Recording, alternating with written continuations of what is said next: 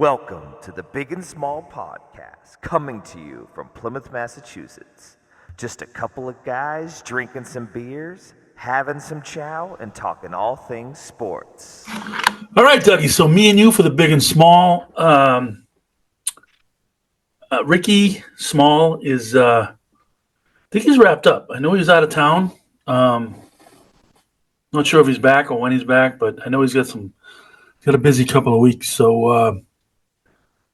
So we'll just go ahead and do this, and if he could join, maybe next week or whenever, then that'd be great. But wishing him the best of luck. I think he's doing some training, and things are looking up. But in any event, you have a beverage of choice. I do. I have the Budweiser Lights. Is that what is that? Use water. Oh. I drank a ton of water today. I was cramping up. I've been cramping up at night. Like in my calves in the morning. It's like, Need the water. Need the water. I gotta water up because this is for the birds. Both legs. Yeah. Oh, can't do that, buddy. No. So is Abreu done for the year? They put him on he's on the 10-day. Yeah. They weren't even going to do that. But apparently it's a little worse than they thought. So they thought it was a good opportunity to bring up the password, put Abreu on the 10-day, and let him heal. So the password's debuting tonight. Yep. Right now. Is he in the lineup? 20 minutes. Is he in the lineup? Do we know? The password. Which I didn't even know that was a thing. Is his last name Lowe? No, Lowe's the first baseman.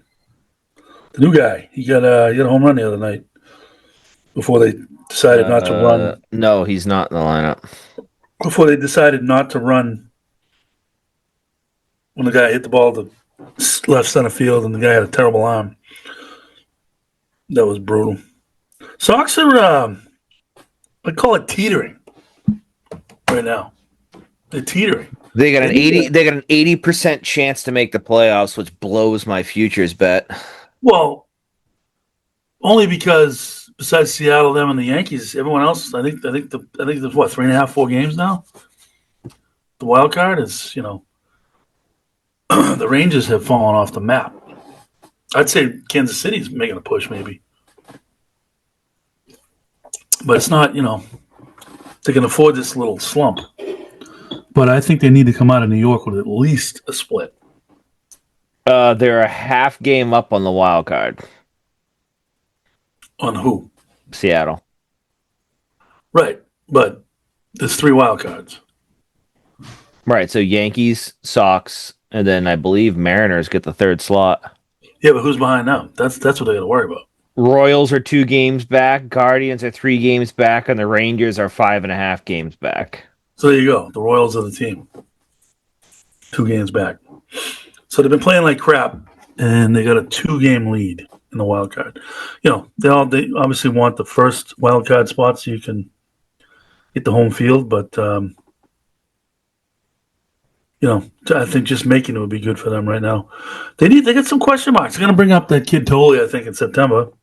Let him have a start or 2. That guy May seems like he's pretty good.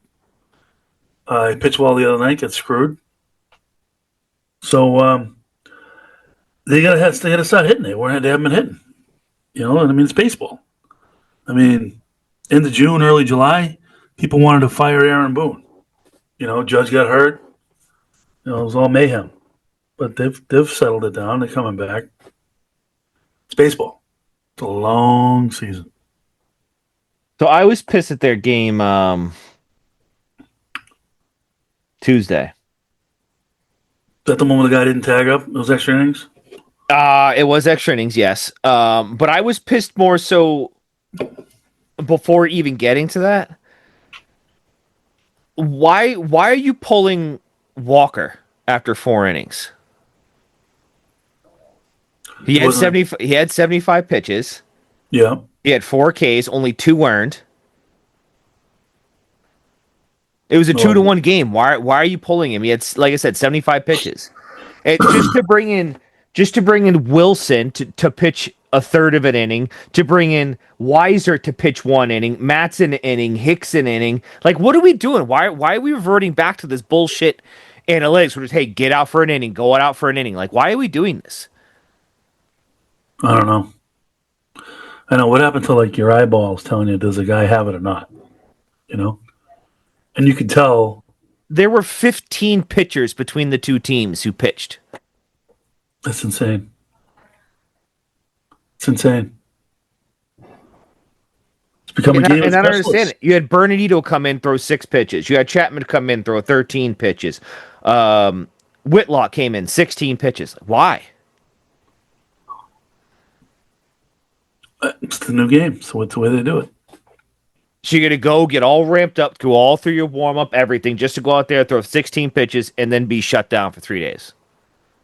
They don't pitch more than 1 inning anymore. I don't know why. It's just it's dumb. It's stupid. I don't understand it. I don't either. It's not baseball. I guess over 162 games, it translates into what? Some other number of wins, maybe? I don't know. I don't know. But it's maddening to watch. I agree with you. I agree with you, Dougie. Each game has a feel, and just go with the feel. You know? There was a game, I forget who was pitching. Was it Sunday? I'm at home. No, it was like a week ago. I'm at home watching whoever it was, and they just started, I think it was Giolito. He just started throwing balls. You know, he wasn't, and he stuck him. He stuck with him. It was in the 6th inning. And he ended up giving up, a hit and a couple runs. It's like, you couldn't see that something was off. Like his mechanics just, for some reason, was off. And, maybe a little bit tired, who knows, but he just wasn't finding it like he was earlier. Like, why do you stay with that? Like, in the 6th inning. Well, and I also don't know this. This is kind of where my I don't even know what like the right term is. Not inexperience because I'm not involved in it, but like, who has that call? It's got to be Cora. But like, is that the pitching coach kind of come up to like, hey, you should probably think about getting him out of there? Or what? Like, because like I would think as the pitching coach and the manager, you got to be probably 2 batters ahead. Exactly. I think the pitching coach is the guy that probably, hopefully, recognizes when things aren't going right and says, hey, you might want to think about it. And then, obviously, it's Cora's final decision. But, otherwise, the pitching coach shouldn't even go to the games. Just work with the guys on the off days or whatever. Yeah, and then I got fucking Crochet out here pitching his balls off last Sunday. I know. And he gets the L. I know. Actually, no, he doesn't get the loss. He didn't get the loss on that one? No, he doesn't get anything. Oh. But 7 innings, 8 Ks, beautiful. Whitlock comes in, gives up a run. Weiser comes in, gives up 2. Matz comes in, gives up 1. Like, yeah, I know. Like, guys, he can't do it all. He can't pitch every game for you. Oh, probably should have got a little bit of help at the trade deadline. What do you think? So, here's what it is. They're gonna, but the funny thing is, just make it, because when you get into playoffs, you only got 3 starters, and the other 2 guys go to the bullpen. I know what you're saying. I just kind of like a different game. Not mentality from pitching, but just get in, see what happens. Like you also want to be able to get in and compete, not get in and get your doors blown off. Well, I think if you shrink the rotation like that, and you have those 4 or 5 guys in the bullpen to get you through the middle innings, I think it completely changes the dynamic of everything. Between the starter and the bullpen and how it sets up and stuff, and obviously you're playing each game, obviously to win. So you're not getting second and third and letting a guy swing away. That's your 8th batter. He's gonna bunt. It's a different game. They're not playing for 162. They're playing for 1. Every time they play in the playoffs. So it's different. It's a different game, which is why I think they're built for that. They got speed, which is important in the playoffs. They got defense, which is important in the playoffs. And I think that their starting pitching is good enough. I think if you started with, your number 2 and 3 guy being Giolito and Bello, then, Bueller now becomes a middle guy or a long guy. And same in May. I mean, May might, emerge to be that third starter. So that's like where I disagree. Where it's like I think you should, and I know it's different because money's involved and all this other fucking political bullshit. But like you should play the same way all year. What do you mean? Like In the playoffs versus the regular season? yeah, like you got a runner, you got to get him over. Like do you like then the analytics come in? Oh, you're giving up outs. Like swing away, then he rolls one over into a double play. So now you're not playing a literally completely different game. And now, they could do something different fielding. Like you could lay a bunt down, they could do something fielding wise. You're getting into different situations where it's like these guys have already seen it, and it just kind of rolls seamlessly. So the only thing that really changes is just pitching personnel versus the whole team playing a different game. But I don't know. Money comes into it, and it's like, Yeah, I guess money comes into it a little bit, but plus you're playing to win, 55% of your games. That's what you're playing for. 550 is going to get you in the playoffs most years. right. But what I'm saying is Cora can't tell Yoshida to lay down a fucking bunt versus just rolling another double play ball to fucking second base for the 12th time. Yeah, and that's where it comes. Like I'm not paying my $15 million a year DH to bunt. You know what I mean? That's where that comes in. I get it. It's not our baseball, Dougie. From when we grew up, it's not the same. It's a business. I mean, even you look at the Little League World Series, they know. Yeah. I already know it. This is the situation. Boom, laying down a bunt. Don't care. I've been entertained by that. Rick hates that, by the way. He hates the Little League World Series. Why? I don't watch one inning. I don't know. I just don't like it. Why don't you like it? It's kids like it. It's not bad baseball. It's not. It's really good baseball. You just feel bad when these teams got a kid who's throwing fucking 82 from 45 feet away, and the kids can't even fucking see it. I haven't seen a ton of that. I've seen good pitching, but not like unhittable good pitching. I haven't seen that yet. Yeah. The kid from Connecticut, The catcher? the shortstop, that kid's smooth. Yeah, the catcher's an athlete too. Yeah, catcher's a real good athlete. But the shortstop is smooth. That kid, clutch too. Not afraid of the bright lights. It's been entertaining. I enjoyed it. I like the Little League World Series. I like the College World Series too. It's always entertaining. I used to think that the Japans, the Chinese Taipei, all those guys had an advantage somehow because I think physically they got bigger earlier. It felt like back in the day. But now I think it's all evened up. I think it's pretty level playing field. Back in the day, the Japanese kids were much more mature physically. Yeah. And they dominated. But now it's good. It's real good. I don't know why. It's probably all the hormones we put in the food, but kids are getting bigger early. Whatever. It is good. It is fun to watch. It gets a little hokey every once in a while, but the kids compete. They're good. They're good sports. It's fun to watch. It's good. I agree. Yeah. So Patriots. Final preseason tonight. Is Efton Chisholm playing? I saw he wasn't. I heard Baker made the trip even though he did not practice this week. But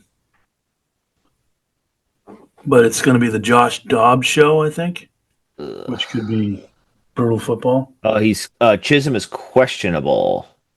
Yeah, I don't think he's going to play, which tells me he made the team, which I think he should make the team. Don't you agree? He should make the team? Yeah. So now we got Polk out on the IR. I don't know if maybe that kid Woodridge. Yeah, he's the third. Yeah. I saw some mock rosters saying they're only going to have 2 QBs. That is absolutely a mistake unless they have some other guy that can step in and do like a wildcard or something, because I think Mays, definitely injury prone. And I think Dobbs is terrible. So you might want to have 3 of them just in case. I don't think May is going to be like as great as everybody is like saying he's going to be. I think he'll be a career like serviceable quarterback. I see him as like I don't know, like a Sam Darnold. Give him talent and he'll shine, but he's not gonna make people around him better. Well, I think I disagree. I think he's a better athlete. I think he can make plays. But I think right now, this is what I think. Like Josh Allen, I remember him like it was yesterday when he first came in. Like he was a bull in a china shop that made really dumb throws, and he wasn't real accurate. And he, obviously became what he is today. I don't think May's as good as him, but I think he's on the same, what you're going to get. Because I think May is going to make mental mistakes, that you're going to just be like, what is he doing? Just trying to make something happen like he did this year in the first preseason game. Trying to make a completion while he's getting sacked. Like, yep. Learn how to eat it. So I think he's going to have mental breakdowns. And I think, at his peak, he'll definitely be serviceable. I think he'll be a good quarterback, if he stays healthy. I think he's got a good arm and he can move. He's not as rugged and thick as Allen. So I mean, if he takes hits, he's going to get hurt for sure. So I mean, I think the ceiling for him is, and I don't want to make a comparison because I really don't have one, but he's like a B- Josh Allen at his peak, which is pretty good. Look at Jalen Hurts. Is Jalen Hurts like a game-changing quarterback? No. It's skewed. His stats are skewed. I mean, yeah, but he's not a game-changing quarterback. He's a good fantasy quarterback because he's probably going to get because he does. Yeah, because he does the tush push, and he's going to get a touchdown. So, but he's not like that quarterback, But guess what? Right, but like you take, game over. But like you take Mahomes and put him on the Eagles. They'd be better. Yeah. But they didn't need to be better. They got the prize. Well, I don't think Saquon's going to be as dominant as he was last year. He'll regress a little bit. He'd still be great, but like... Well, I don't know. How many years did he get through New York without an injury? He didn't get injured last year. We could do Wednesday the 3rd evening as well. Yeah. So, I'm with you on Barkley. He's not going to be the same. He'll still be good. Because they have a great offensive line.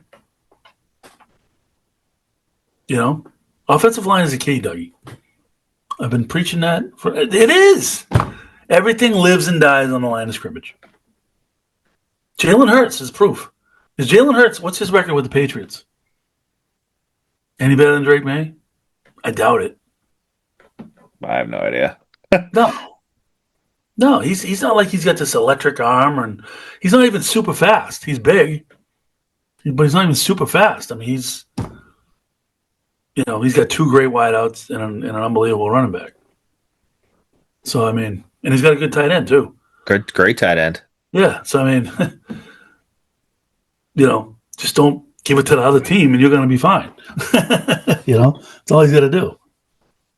So, I think the Pats will be pretty good. It's all about the offensive line. People, it's just so funny. Like, it's annoying how people live and die daily.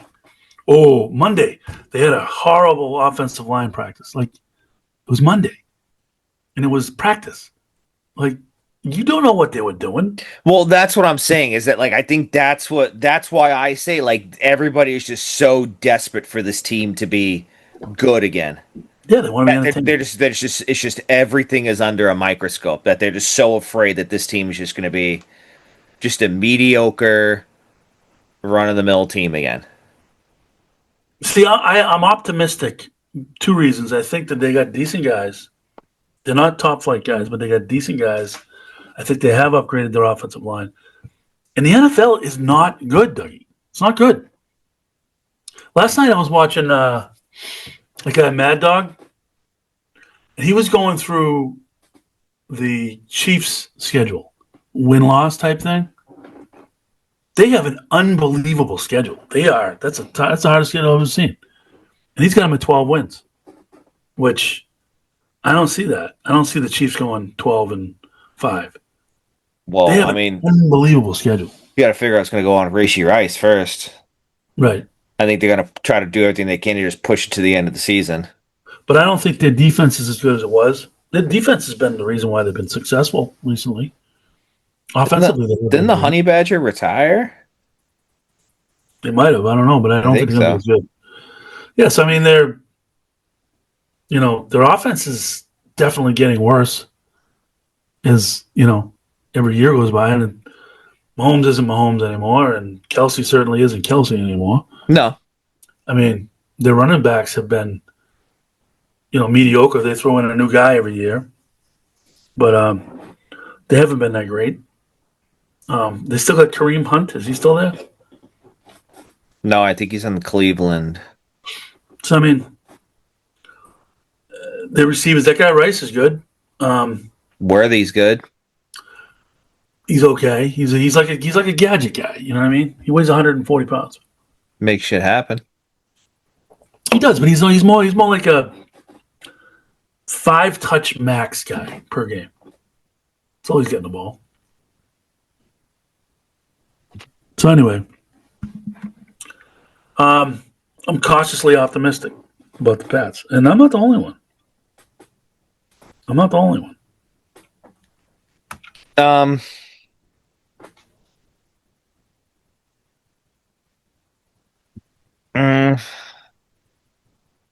Yeah, I mean, I don't know. We'll see. We'll see, but like I said, I'm cautiously optimistic.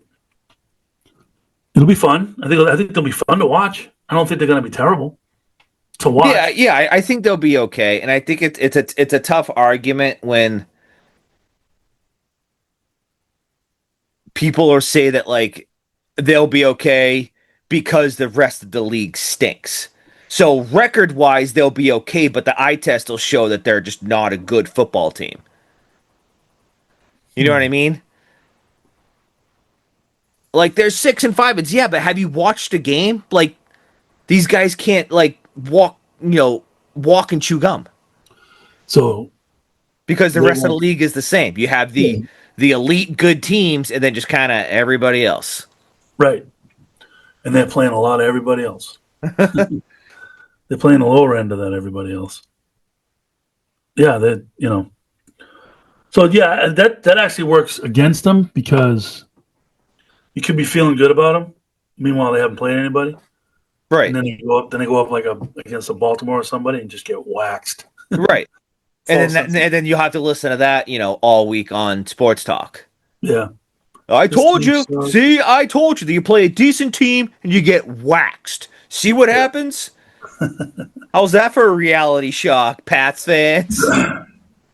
So you do one and done in the playoffs? Is that any good? The wildcard game? You're going to be one and done, get waxed by Tennessee? Yeah. Yeah, it's football season, It's part of the deal. Yeah. Part of the deal.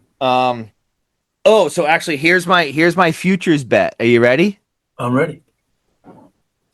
Travion Henderson, offensive rookie of the year. I like it. Plus 1,600. I like it. For two reasons. I think the kid's got talent, obviously. But I think he's going to get a lot more touches than people think. because Ramondre is getting old. Gibson's not young either. And they're going to want to spread it out. And if Ramondre gets his little fumbleitis going, then Travion gets more touches. Really, no problem. What do you do with Ramondre? You just sign him to a $36 million contract last year. What, 3 So now- years? Was it 3? Must Yeah, 3 for 36. So you're paying a guy 36 million bucks to sit on the bench.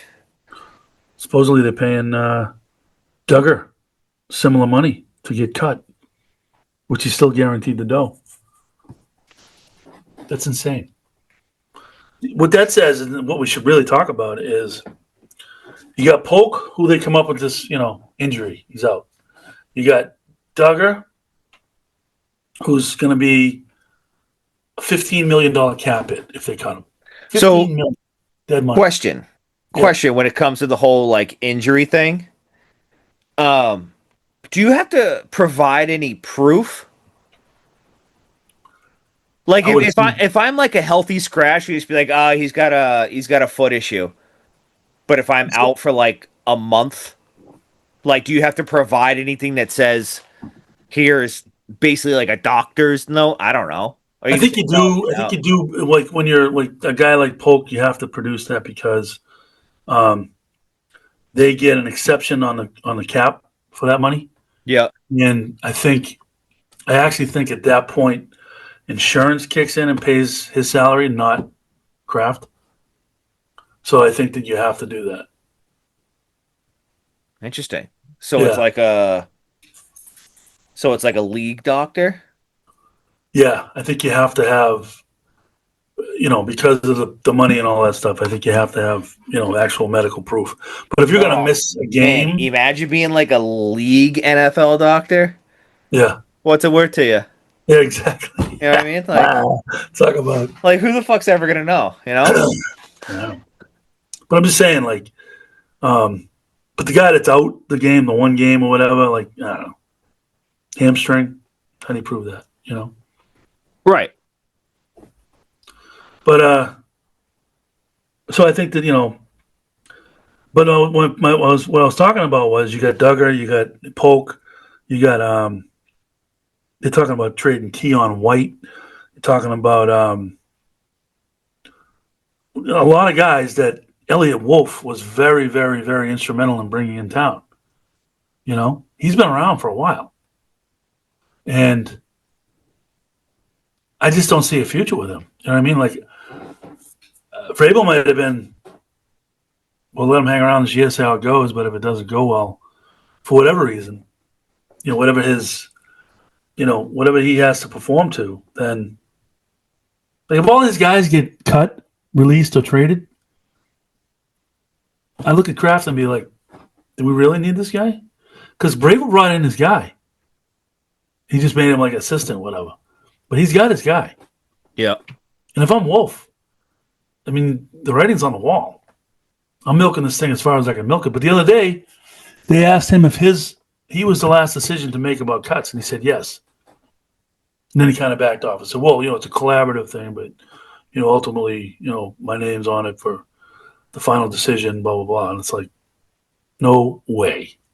No way, dude. Just watching the back, the draft room stuff where it was Vrabel and I think in his guy, whoever his guy is, and they were like, hey, let's go get guy. But hey, Wolfie, call so-and-so. Congratulate him. Like he was the phone call guy. Yeah. He was the lackey phone call guy. Come on. I don't know.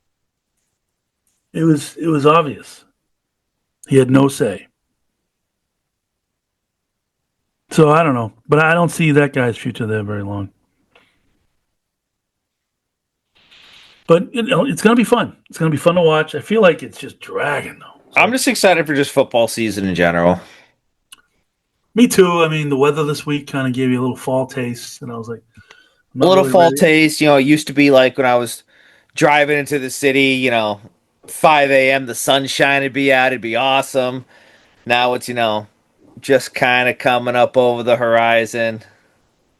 Pretty soon it'll be pitch black. Yeah, just go to work and come home in the dark. I know that's the depressing thing. But Yeah, but it'll be good. We got college ball, we got NFL. I got to figure out what's going on with Red Zone. what do you mean? ESPN bought Red Zone or the NFL Network or something like that. So what do you subscribe to it now or something? You had to have like NFL Network to get Red Zone, but I don't know what Red Zone's going to be on now. Like if you need like ESPN Plus or like ESPN like the cable channel or what? I have all the above, so I think I'm covered. Not by design, by the way. Right, but I mean like the NFL Network was an extra like $15 a month for like YouTube TV. So Oh, it is. yeah. What's a YouTube TV cost you? $85 a month. And then what's the internet?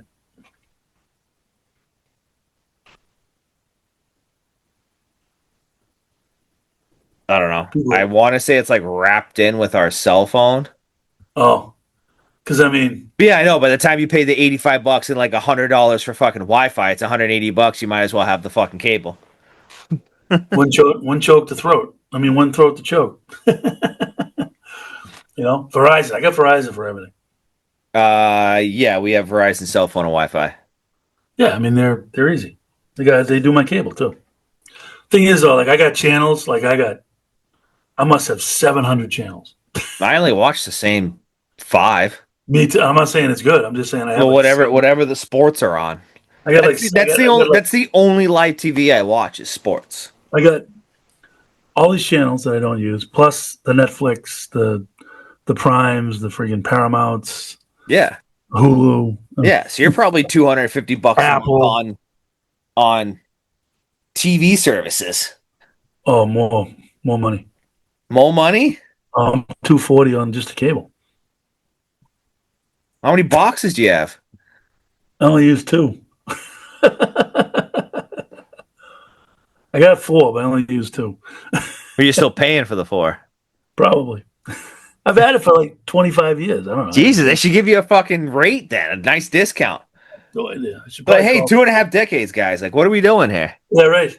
My cell phone, same thing. I think I got my cell phones in 1998 from Verizon. Same thing. I call them up. They're like, I wasn't even born when you were a member. I'm like, all right, pal. You looking to lose somebody right now? Yeah. How about you cut the fucking rate by 20%? Let's go. I know. Christ. Yeah. It's a racket. Yeah. I should have somebody. They probably have it, but that should be like a consulting service where someone looks at all your shit and says, you know what? The best way for you to get the same shit is for you to do this. It'll cost you $50, $80 a month less. Which, who cares about $50, $80, but, you're talking $1,000 a year. It's a lot of Bud Light. A lot of Bud Light. Yeah. It's a lot of Bud Light. Could be my out-of-pocket spend for Bud Light at a package store for the year. I don't even know. That's it. But anyway. What about a little entertainment? What do you got going on? Oh, so LPP and I, you saw the video, went down to Rhode Island for a little just getaway, midweek getaway. Okay. Played a 9-hole golf course. It was spectacular. It was you show up, no tee times. You show up. And, this was Tuesday afternoon, so it wasn't exactly it was busy, but it wasn't packed. So we show up. And I'm looking for the ball thing that spins down and let you. They didn't have one of those. They probably should have one of those. But I just walk in, huge bar. Like these people knew it. They're like, make the golf as easy as possible and get a huge bar. Yeah, huge bar. And this woman was like, "Yeah, you're not too busy." She's like, "I think there's 2 people in front of you. No big deal." I said, "Perfect." And then she loads me up with Bud Lights and Amstel Lights, bad drinking Amstel Lights. And a big bucket full of ice that I hooked it on my little push cart. So I'm wheeling around. You walked 9. Yes, I did. Wheeling around with a bucket full of ice with my beers in it. And great layout. Greens were good. It was just, it was fun. It was a beautiful day, perfect day. Did the, played the 9. Patty's played like 5 times now, but she's figured out like how to hit the ball. Yep. So it's cool. Like she's into it now. Like she left the putt on the lip for par, and she was like, I thought she was gonna freaking grab the flag and snap it too. I was like, you're a golfer, kid. When that shit starts to bother you, you're a golfer. I bet. But it was great. So we finished up, went in, sat on the deck that overlooks like the whole golf course. Like you can see the whole thing because it goes downhill from the clubhouse. And just had a couple drinks, relaxed. Went, checked in the hotel, showered up, changed, and went to the Coast Guard house. You ever hear of the Coast Guard house? No. It's in Narragansett. It is right, literally parked on the water. It's awesome. So we sat in there, and we went in, and we didn't get a reservation. The place was packed on a Tuesday night. Very, very, very good food. It's a top end place. So we sat there and ate dinner, and watched the waves, and hung out, and spent the night. Actually, after golf, I take that back. After golf, we went to a little bar close to the hotel. Had a few drinks there, right on the water. Beautiful. The hotel was just right on the water. It was walking distance to the Coast Guard house, and it's just a great place. Really, really cool place to go hang out for a couple of days. It was fun. I went to school at URI, which is right there. Yep. My 2 daughters went there, so I'm very familiar with the whole area. Yeah. It was it was a lot of fun. It was definitely it was a perfect break. Perfect break. I haven't really had many days off. I just finished up a couple of things at work that are, I've been working on since like February. So I just got away, and it was perfect. It was good. Good. I recommend it. Yeah, top notch. I give it an A+. Good stuff. How are you? I was able to sneak out. I played Southers last Sunday. With anybody? You just show up. I played with Cordy, his dad, and one of our like college buddies. Oh, cool. Because we're playing in the Boya, but I'm not playing with them. When is that? 13th. Oh, that's a Saturday. Yeah. Wow. Saturday 13th, and it's like I love the course. Yeah. You don't get to use every club in your bag, but I like it. It's decent. It's you can get. What in clubs and are out. you not using on that course? You can hit your driver. Yeah, I don't use my long irons. There's a couple of long par threes. Oh well, this 170, is from the Blues. Oh, okay. That's the tournament is from. Oh, move it back. That course is crazy. Yeah, the Blacks, it only changes like 4 or 5 holes. But it makes that 140-yard par 3 175, 180. Right, yeah, exactly. So did that, it was good. Greens were in great condition. It's the tee boxes are tough there just because they have so many tournaments that they hold there. Yeah. But I like the course. You can get in and out in fucking 3 hours. I know. If you scoot. It's nice. Yeah. It's relatively cheap. It was Sunday at $9.36 or something like that. $57. Yeah, you can't beat that. No. Can't Nope. beat that. Was that what it caught? Yeah. Wow. West Bridgewater on a Sunday is 65 with a cart. Yeah, see, that's not bad either. So then that brings me to another. This Sunday, I'm planning a tournament at Acushnet River Valley. I've heard of it. I believe, is that the old Riverbend? Or is West Bridgewater the old Riverbend? West Bridgewater is the old Riverbend, I believe. So I'm playing Acushnet River Valley. Never played it before. Playing with my brother-in-law. So we'll see. That'll be good. That'll be fun. I got my usual match that you can catch on Instagram every Sunday. The big and small Instagram account. Catch my recap. Actually, we do it during the round. That's been a lot of fun. I don't know how it is for a guy like you watching it. I don't know if it's entertaining or not, but I like it. It is. I like it. Yeah, so that's the entertainment thing. This weekend, I might do a little more golf with LPP on Saturday because she's got the bug. Plymouth is the perfect place to start to play golf and become a golfer. Because you go from, first of all, you go to Pine Hills, hit balls, grab drinks, get something to eat. It's awesome. Unlimited balls, chipping, putting, whatever, learn all the basics. And then when you want to play, you can start at like Village Links, which is not easy, a little course. It's not an easy little course. Village But Links it's great. is fucking hard. But it's a great place to learn. Yeah, And the then you graduate. the greens are fucking postage stamps. Yeah. And then you graduate to like Squirrel. I like Squirrel way better than I like Village. Well, Squirrel's it's a little longer. It's a little more of a legit golf course. I'll tell you what, Squirrel is always in fantastic condition. Yeah. And then you go from Squirrel to Southers, Yeah. and then you go from Southers to pick your golf course, right? Yeah. Atlantic, Crosswinds, Waverly, Pine Hills. I mean, it's the perfect place for a golfer. Plymouth. It's awesome. And like, if we want to play Saturday, suppose like, I don't know, 1 o'clock comes around and it's like, yeah, let's go play golf. We could literally go down the Village and walk on, no problem. Yeah. He has like waves, but you hit it right, you walk right on. Piece of cake. Do you do golf now? I don't. Patrick does. I don't. I haven't done it. Yeah. You have deals though, right? Oh yeah. Tons of deals. Yeah. I got to do that. But yeah, I mean, that's the entertainment. The entertainment. That is the entertainment. I'm looking at the scorecard right now for a Acushnet. The goal to the tip, 6,800 yards. That's pretty long. Blues, 6,300. Really? That's pretty long. 500 yard difference. 6,300 is still long. Was there 401, 350, 300. Yeah. Yeah, it's normal. It's good, but it's not. It's longer than Atlantic.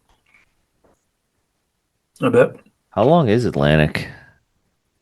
Like from the whites, it's not long at all. Probably less than 6.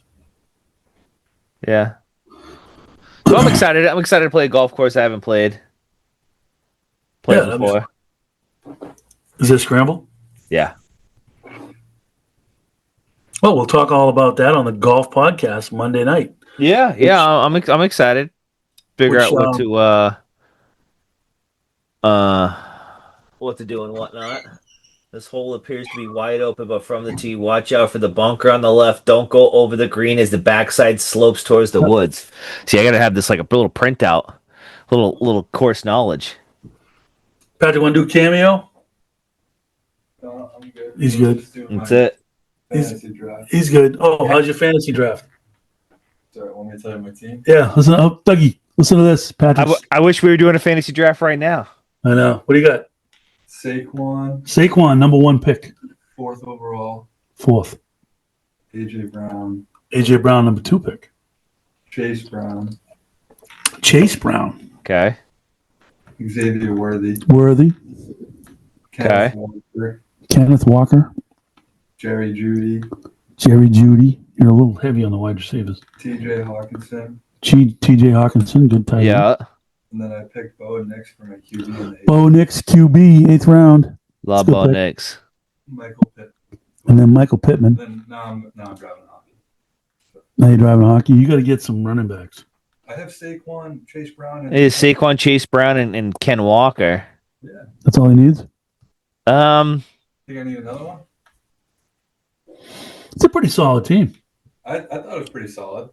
I mean, the only way you're putting Ken Walker in is when Saquon gets hurt. if one of your two guys are on a bye, because Chase Brown and Saquon are pretty much just set it and forget it. Like you're not taking those guys out, and just if you randomly feel like Ken Walker has your best like flex matchup, you might throw him in the flex. Yeah. Yeah. That's a good team. I like it. All right. Now you need a kicker and a D. That's it. Yeah, that's it. Very good. Good luck. I'm going to watch that thing. Thanks. Yeah. So he's playing. He's in the playoffs in this men's league he's at. Yeah. And you know how the men's leagues are like. So obviously they're all his age, right? Well, so they're in the playoffs tonight. Or they don't even Well, fucking puck drop till like 11 o'clock at night. no, 9 o'clock it's there, which is pretty good. But both teams run by 20-something-year-old guys. They loaded up both teams, so it's like a kind of a college level hockey game going to be going on tonight. There, You going? I'm going to watch it on the live bond. Oh, they stream it? Oh yeah, Nice. yeah. So I'm going to watch it, but it'll be good. There's a lot of dudes from local D3 colleges going to be playing. All right. Yeah, it'll be fun. Fun to watch. So yeah, he's like the men's league that he plays in, like it's pretty high level. But tonight it's going to be exceptional. He's all fired up. Glad to hear it. Well, I wish Patrick the best of luck. Yeah, he took off already. It's funny though, they roll in with like a case of beer. Naturally. Go in the locker room. That's it. That's all you can do.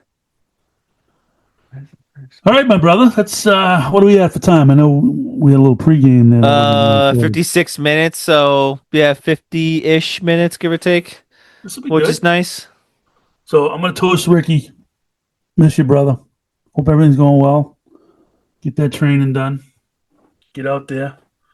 And we'll be back on the regular schedule. Look for us Monday night, though, on the Golf Pod, which has got a tremendous traction. And like I said to you, it occurred to me, like obviously we talk about the Sox, the Pats, Bruins, Celtics, local stuff, and we're like, we're really into it because they're our team. But when you start talking about golf, you're bringing in an audience that goes beyond local sports. You know what I mean? Like if there's, if someone sees us that's in North Carolina, they're going to be like, oh, what these guys think about this or that or the other thing. You know what I mean? Yep. I think that's why we're getting a bigger audience. Never even occurred to me. Because golf seems like such, much a smaller sport than the mainstream sports. You know what I mean? It's not football. It's not, it's not MLB. It's not NBA. It's bigger than the NHL probably, but it's not like a mainstream sport, really. You agree? It's mainstream. It has its audience. But like Patty's going to watch the Patriots tonight. She ain't watching Scotty on Sunday. Right, but I think the difference is Patty's not going to watch Scotty on Sunday, but Patty will go golfing with you. True. So I think I think oddly enough, I think there's more people that play it than watch it. Definitely. Um, Just because it's a time suck to watch golf. Like unless you're my age or even your age, or unless you're invested like gambling wise, different stuff like that. Like it's just not even for me. The gambling, it's like this time of year, obviously it's the playoffs, but like at the end of the week, Sunday, like I just want to like chill, and there's nothing better than sitting down, watching a very slow game on a very beautiful, picturesque scene with guys that are very highly skilled. And what I like watching is, we should probably save this for Monday night, but what I like watching is how guys deal with nerves. That's my favorite part. so I kind of like watching the ESPN Plus, which like you said we should probably save this Monday. But I like watching like the ESPN Plus streams versus like the CBS. Because they give you different groups and shit. Yeah, it's like featured group like whatever, like Justin Thomas, like it just follows like Justin Thomas's group through the whole course. So you're seeing literally every single shot, this, all this other shit. I do that in the majors. I don't do it on the other stuff. And it's funny too because I was watching obviously it was nice today watching Rory and Scotty play together. Just because like, did you see fucking Rory shot out of the sand? The bank shot. Which is true because like if you and I are playing, that ball's in the fucking parking lot. 80 yards, right? Yeah, because they don't have a 3-story fucking structure there. I know. So that shades fucking 3 strokes off his fucking game right there. Easily, he made a birdie. Yeah, and then buried it.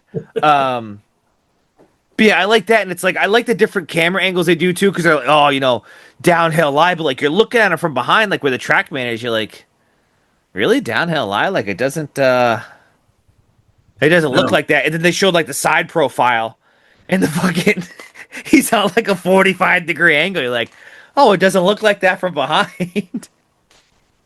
Yeah. So it was good, but like I said, we'll talk more about the about that in the on the golf pod, and we'll have to talk about golf tourney results, and we'll have tour championship results. And then we got to figure out when the hell they picked the Ryder Cup. Yeah, when it becomes official. The Red Sox should have a 1-0 lead. So, all right, my friend. Did we already do this? We did this. Yep. Until next time. Sound good. Talk to you later.